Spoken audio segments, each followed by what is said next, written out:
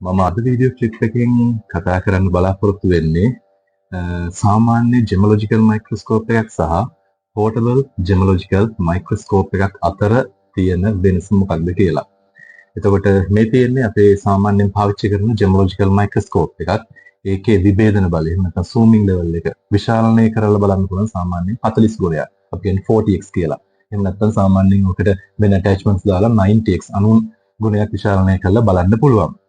එතකොට මේ වගේ එකකට ඉන්වෙස්ට් කරනවට වඩා සාමාන්‍ය මේ වගේ එකක් ගන්න ගියොත් ලක්ෂ 8ක් හෝ සාමාන්‍ය ලක්ෂ 15 ලක්ෂ 8 අතර වගේ මුදලක් යනවා මේ වගේ මයික්‍රොස්කෝප් එකක් ගන්න. හැබැයි ඒ වගේ එකක් ගන්නේ නැතුව පොඩි මුදලක් දීලා ඔය AliExpress එකේ හරි එහෙම නැත්නම් ඔය වෙන ඔය වගේ ඔන්ලයින් platforms වලින් ගෙන්නන්න පුළුවන් මයික්‍රොස්කෝප් එකක් තියෙනවා පොඩි portable handheld microscope එකක්. අපි බලමු මේක ඇත්තටම පාවිච්චි කරන්න පුළුවන් මොන වගේ දේවල් වලටද සහ ජෙම් වලදී මේ වගේ පාවිච්චි කරන එකේ ඉෆෙක්ට් එකක් ඒ කියන්නේ මේ ප්‍රායෝගිකව මේක පාවිච්චි කරන එකේ වැදගත්කමක් තියනවාද කියලා. හරි. ඉස්සෙල්ලාම මයික්‍රොස්කෝප් එකකින් කරන්නේ මොකක්ද? විශාලනය කරලා යමක් විශාලනය කරන්න බලලා උත්සාහ කරන එකනේ. ඒතර ජෙමොලොජිකල් මයික්‍රොස්කෝප් එකක් සහ සාමාන්‍ය මයික්‍රොස්කෝප් එකක් අතර පොඩි වෙනසක් තියෙනවා. ඒක තමයි ජෙමොලොජිකල් මයික්‍රොස්කෝප් එකකදී අපිට පුළුවන් ආලෝකය මෙන්න දැන් හිතන්නකෝ මේක ජෙම් එක කියලා. මේ ආලෝකය මෙන්න මේ වගේ ඇන්ගල් එකකින් යවලා ගල ඉලුමිනේට් කරලා ගල දීප්තිමත් කරලා බලන්න පුළුවන්. සාමාන්‍ය මයික්‍රොස්කෝප් එකකින් නම් යටින් ආලෝකය එනවා උඩින් අපි චෙක් කරලා බලනවා. ජෙමොලොජිකල් මයික්‍රොස්කෝප් එකකදී සයිඩ් එකකින් ආලෝකය යවලා උඩින් චෙක් කරලා බලන්න පුළුවන්.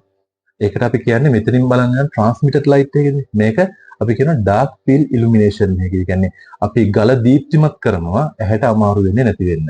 අන්න ඒ ක්‍රමයට ඔය පොඩි මයික්‍රොස්කෝප් එකකදී බලන්න බෑ. පොඩි මයික්‍රොස්කෝප් එකකදී යටින් ලයිට් එකක් තියෙනවා.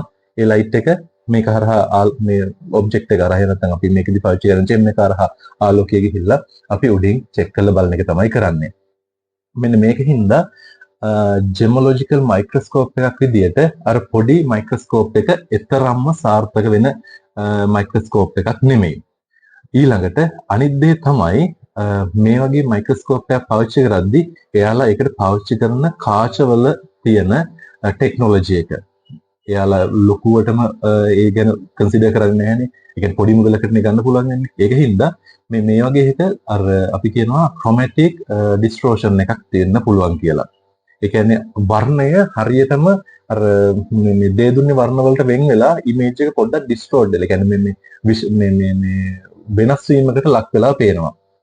මෙන්න මේ වගේ දේවල් හින්දා එතරම්ම සාර්ථක නැහැ අර පෝර්ටබල් මයික්‍රොස්කෝප් එකක් පාවිච්චි කරන එක ජෙමොලොජි වලදී. වෙන ඒවට නම් පාවිච්චි කරන්න පුළුවන් සාමාන්‍ය පොඩි දේවල් වලට. හැබැයි ජෙමොලොජි වලදී මේ දේ පාවිච්චි කරන එක එතරම්ම සාර්ථක